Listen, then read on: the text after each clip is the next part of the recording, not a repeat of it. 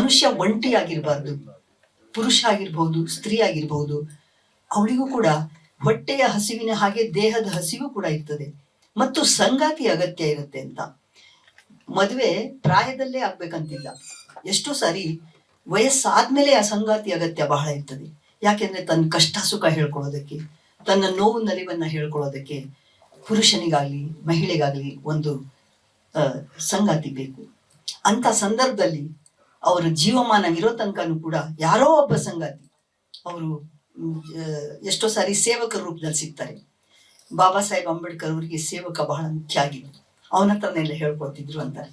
ಯಾಕೆಂದ್ರೆ ಪತ್ನಿನೇ ಬೇಕು ಅಂತಲ್ಲ, ಪುರುಷನಿಗೆ ಪತ್ನಿನೇ ಬೇಕು ಅಂತಿಲ್ಲ, ಆದ್ರೆ ಹೆಣ್ಣಿಗೆ ಗಂಡನೇ ಇರ್ಬೇಕು ಅಂತಲ್ಲ, ತನ್ನ ನೋವು ನಲ್ವನ್ನ ಹೇಳ್ಕೊಳ್ಳುವಂತ ಯಾರಾದ್ರೂ ಬರ್ಬೇಕು. ಆದ್ರೆ ಎಲ್ಲದಕ್ಕಿಂತ ಮುಖ್ಯವಾಗಿ ಪತಿ ಪತ್ನಿ ಸಂಬಂಧದಲ್ಲಿ ಹೆಚ್ಚು ಹೇಳ್ಕೊಳ್ಳೋದಕ್ಕೆ ಸಾಧ್ಯ ಇಲ್ಲ.